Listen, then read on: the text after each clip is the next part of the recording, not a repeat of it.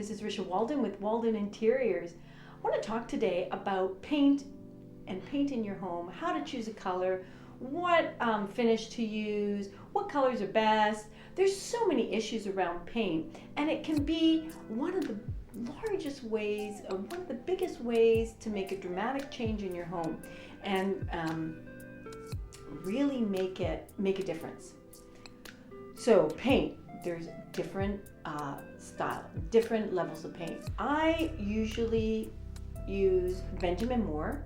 It is easy to use and I like the viscosity of it. It goes on well. And the color selection is marvelous. It's a good quality paint, and they have different levels based on VOCs and whether or not you're using inside, outside, or what the surface is that you're using it on. So there's lots of choices. Make sure you know the substrate, whether the wall, is it trim, before you purchase your paint, so you know what you're going to put the paint on. And sometimes what you put in the paint on is already painted. It's very difficult to put a latex paint onto an oil paint.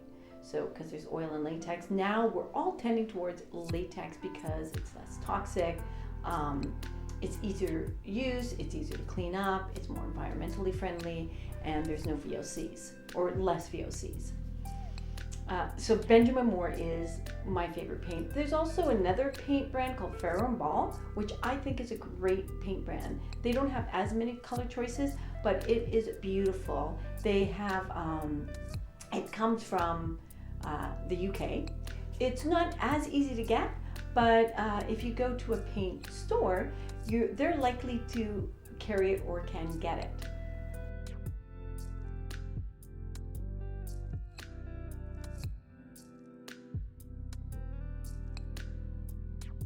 So paint, there's lots of different finishes in paint depending on where you want to put the paint. And even if you hire somebody, you need to tell them. They'll give you some advice, but you need to tell your painter what kind of finish you want on the surfaces. So generally speaking, for a wall, I'm going to use a matte or satin finish. Now, matte is a good finish because there's no reflection. Satin gets a little more reflection, but it's easy to clean. If you have lots of young kids, I would suggest satin, especially say in their bedrooms or playroom. That's a really good place to use satin. Otherwise, the rest of the house, you could use matte. It is easy to clean.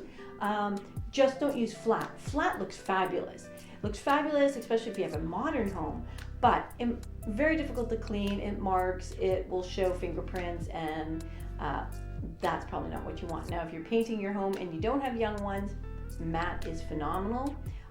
Flat is phenomenal. Where we do use flat paint, however, is on the ceiling, because we don't want any reflection. If you use the flat paint on the ceiling, you hide any imperfections. When there's any kind of reflection or sheen, you're going to start seeing bumps and lumps and joints, and it becomes much more difficult to hide things. So go with flat on the ceiling, matte on your walls, and then on your trims and doors, use semi-gloss. It has a higher sheen, just like it sounds, semi-gloss, but it's easy to wipe. It wears well, and it looks great.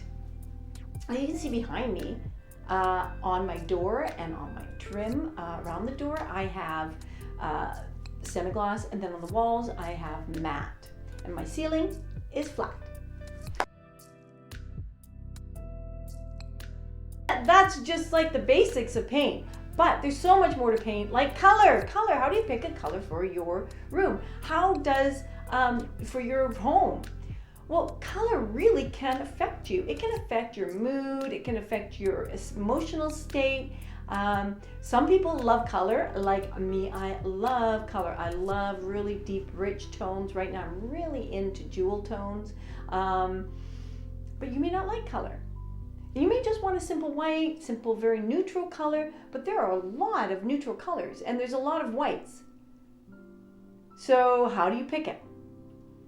Well, I would suggest that you get a couple of samples and you put it in places next to the window, see it on different surfaces, ceiling, walls, because whites will have just a little, I can't say tint, but just a little hint of different colorations. My favorite white right now that I use is a China white. I'm going to have, it's a China white, which is OC 144 from Benjamin Moore. And this is what you see behind me on my trim. I love China white. It's very clean. It has a little bit of a darker hue to it. But when I'm talking about a little bit of darker hue, you will only notice that as you put it next to other whites. So China white is great. That's what I would recommend. I love it. Now, if you're looking at more of a neutral color, two colors that I like, they're a little bit more in a dark light category. This is Revere Pewter, and this is Balboa Mist. So Balboa Mist is OC 27, Revere Pewter is HC 172. And these are very light, very subtle. And if we put it next to the white, you can see that even there how different the shades are. So this is, they start to graduate. Nice big open spaces, clean. It's really going to clean up your space. It's really going to open it up. And if you like white, these are just a little warmth into the white. A lot of people use decorators white. I personally don't like it, so don't go for decorators white. There's so many other choices.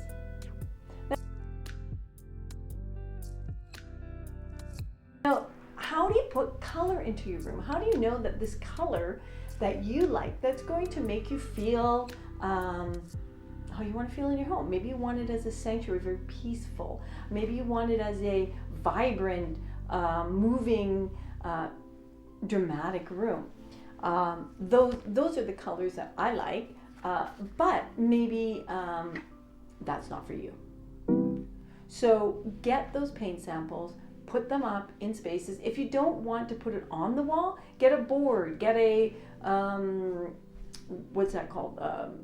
A piece of cardboard. Make sure you put a couple layers of the paint on, because what's going to happen is that the color of the cardboard is going to affect the color of the paint. So you want to have enough layers in it. But there are lots of places, maybe you do like neutral, but there's lots of places where you want to have a punch of color. And there's lots of places in your home that you can do that. Small spaces like a powder room, a small bathroom. Great ways to introduce color into your home, give it a punch, make it feel different, a little bit more alive from your other rooms. They don't all have to match, but if you're using a trim, a color like China white, make sure that throughout the house, make sure that the trim color is going to work with the punch of color that you have used, that you're going to use in your space. You can just use this as an accent wall. Now, a lot of people think that accent walls are not trending right now. I personally love accent walls. You can use it as an accent on your ceiling. That's what I did in one of my spaces. I have the ceiling deep blue and the rest of the walls are China white, along with the trim. It's very dramatic, and I love the moodiness of it.